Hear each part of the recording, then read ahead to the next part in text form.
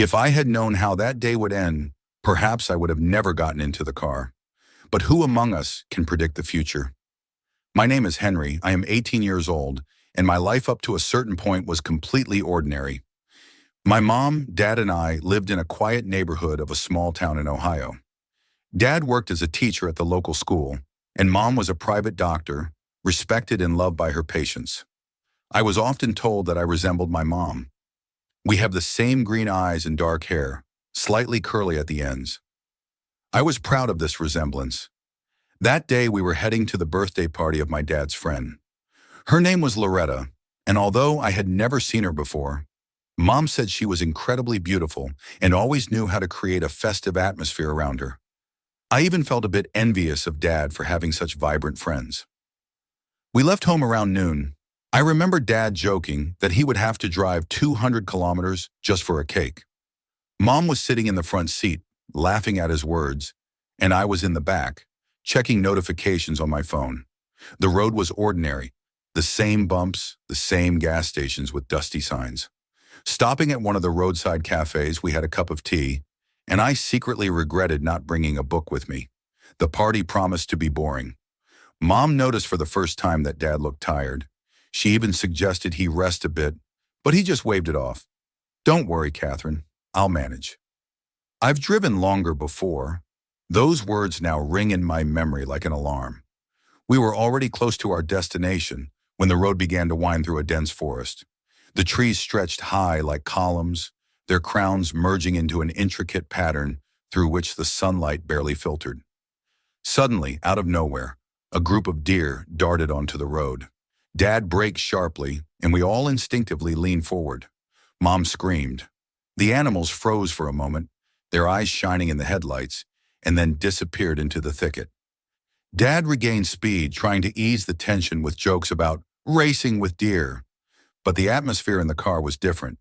We all felt a slight unease, as if something about this road foretold trouble. And it happened. At the intersection where the main road crossed a narrow path, Dad suddenly began to lose control. A truck appearing from the right sped at a wild pace. I noticed it at the last second and shouted, "Dad, be careful!" But it was too late. The impact, a deafening crash of metal tearing apart. The glass shattered into 1,000 shards, like frozen rain pouring down on us. I lost consciousness. When I came to, chaos reigned around. The sirens of the ambulance tore through the silence of the night. Mom lay nearby, her face pale, and her arms and legs. They were simply gone. Dad, he was no more. Only the bloodied steering wheel and the empty seat remained. The rescuers pulled me out of the car, asking questions I couldn't answer. All I heard was my own ragged breath and the words, "Your mom will live, but she will have to learn to live again." Learn to live again. Those words became my sentence.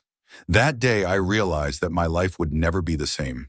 In the first weeks after the accident, I existed as if in a fog. The hospital became our second home, and every second stretched endlessly. Mom lay in a sterile ward, covered in bandages, connected to countless wires and machines. Her breathing seemed to depend on the rhythm of the monitor, which emitted steady beeps. I couldn't take my eyes off her face.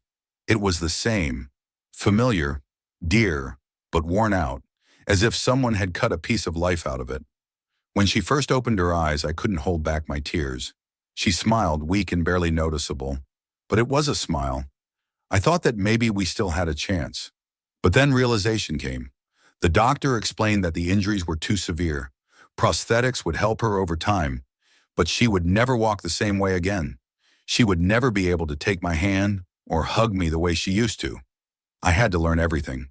I became her hands and feet. I fed her, washed her, dressed her.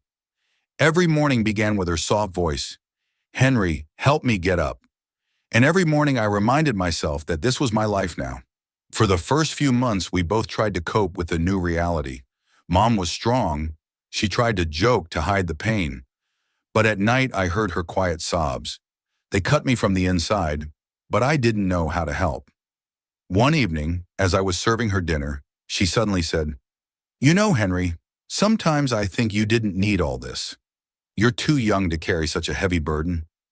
I looked at her, and in her eyes I saw not pain, fear. She was afraid of being a burden. Mom, you are my world. I will do everything to make you happy, I replied. But I wasn't sure if I believed it myself.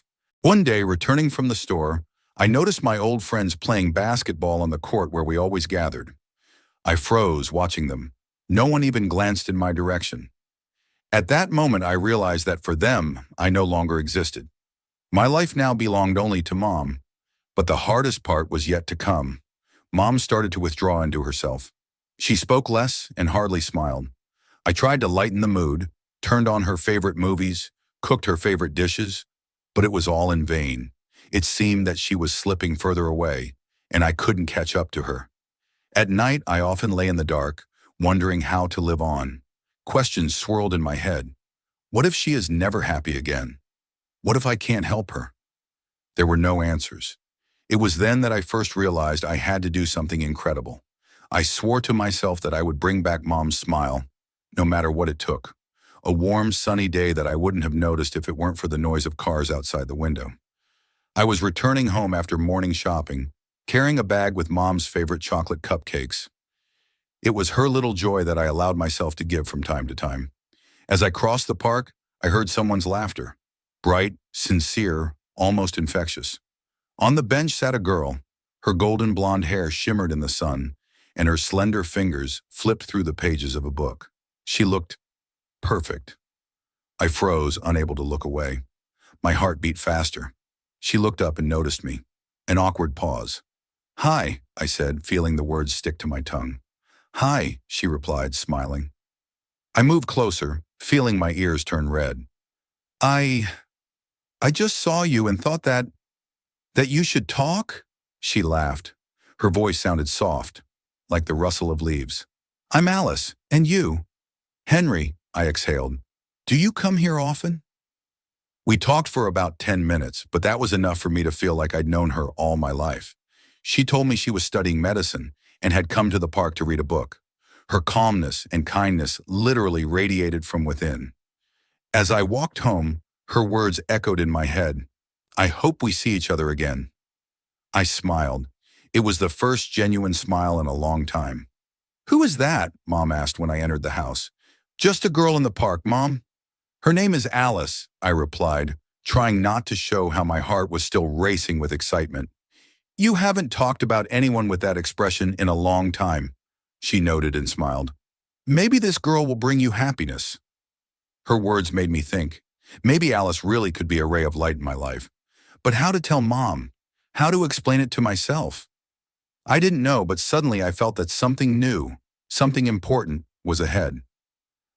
The next day, Mom woke up a little earlier than usual. I heard her voice from the bedroom. "Henry, are you up already?" "Yes, Mom, I'm in the kitchen. Want breakfast?" I asked, putting the kettle on the stove. "No, breakfast can wait. Come here, I have an idea." I entered the room and she greeted me with a rare smile.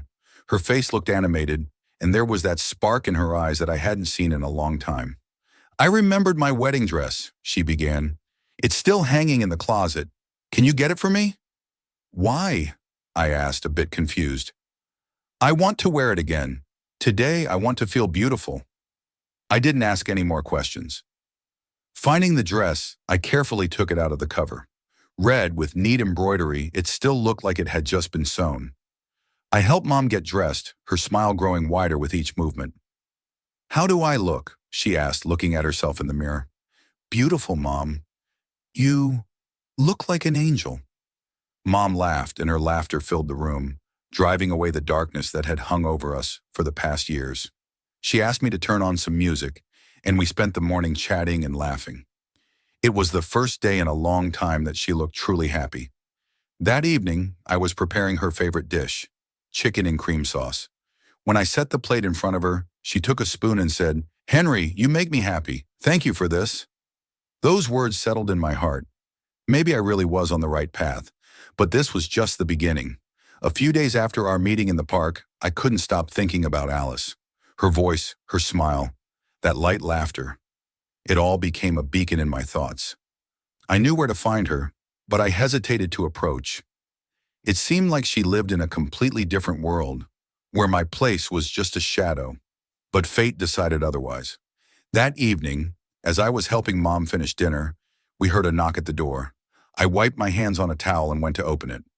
Standing on the threshold was Alice, with a slight smile and a barely noticeable embarrassment in her eyes. "Hi, Henry. I thought I could stop by. You don't mind?" "Of course. Come in." I stepped aside, letting her in. My heart was pounding so loudly that it seemed the whole house could hear it. "Did you bring a guest?" Mom looked out from the living room, her voice sounding with a slight interest. "Mom, this is Alice. We met recently in the park," I replied, slightly nervous. Alice stepped closer and smiled at Mom. "Nice to meet you. Henry told me about you." Mom responded with a warm smile. "He didn't mention he had such a beautiful friend. Have a seat, dear." We spent the whole evening together. Alice talked about her studies, about how she dreamed of becoming a surgeon to help people. Mom listened to her with genuine interest, asking questions that made the conversation even more lively. When Alice was about to leave, she looked at me and said, "Thanks for the evening. I hope this isn't the last time I'm here." Mom nodded. "We'd be happy to see you anytime. Feel free to come over." I walked Alice to the door. At that moment, as she turned to leave, I gathered my courage. "Alice, maybe we could meet again, for a walk or at a cafe?" She turned around and smiled. "I'll think about it, but only if you ask me first." That phrase left me with a sense of hope. Mom, watching me from a distance, said softly, "She's a good girl, Henry. I think she'll bring something special into our lives." I didn't know how all this would change my life, but I felt that from now on, everything would be different. This was the first step towards something new. Autumn arrived and the air was filled with the scent of falling leaves. The days grew shorter, but the events in my life began to unfold more rapidly. Alice visited us more and more often, bringing a warm light with her. Mom, as if caught by this ray of hope, began to smile more often. One evening, as I was returning home from the grocery store, I noticed Alice sitting on our porch. In her hands was a large box. "What's this?" I asked, approaching her. "A surprise," she replied, standing up. "You'll see, but only with Mom." We went inside and Alice asked Mom to come to the living room. Mom, slightly surprised, wheeled herself in her wheelchair and looked at Alice attentively. "This is a gift for both of you," Alice said, placing the box on the table. "I've been thinking for a long time about how I can help, and this is what I came up with." She opened the box and inside were photographs, prints from different periods of our lives. There were snapshots with our father, from trips, from family holidays. Also inside were brushes and paints, and at the bottom, a blank canvas. "I know that memories sometimes bring pain, but they also heal," she said, looking at both of us. "I want you to paint something together. Let it be your painting, your way to tell the world that you've been through all this and are still together." Mom couldn't hold back her tears. Her hands, weak and still unaccustomed to the new movements with prosthetics, trembled as she reached for the brush. I sat next to her, placing my hand on her shoulder. "We'll try," I said softly. "Thank you, Alice." The next morning, Mom and I started painting. At first, it seemed almost impossible. Her movements were awkward, and my attempts to help only complicated things. But gradually, laughing at our mistakes, we began to find a common rhythm. Lines and colors appeared on the canvas, filling us both with quiet joy. Alice came every day, watching us, sometimes giving advice. We discussed what we wanted to depict and decided to paint a large oak tree, a symbol of strength and life. Mom said that this oak would remind us of our home, of the roots that hold us. When the painting was finished, I felt something unusual. Mom, for the first time in a long time, looked completely happy. She looked up at me and said, "Henry, thank you for always being there. This painting is our story, and you are a part of it." I hugged her, feeling as if a great burden had finally lifted from my shoulders. At that moment, I realized that we had taken a huge step forward. Alice, standing in the corner of the room, also smiled, her eyes glowing with warmth. Soon our painting took a place of honor in the living room. People who came to the house always stopped to admire it. Mom told the story of how we created it with pride in her voice. This was the end of one journey and the beginning of a new one. Mom learned to accept help, and I learned to build my life without forgetting about her. Alice became a part of our family, bringing the light we so desperately needed. And although life would never be the same again, it was filled with new colors.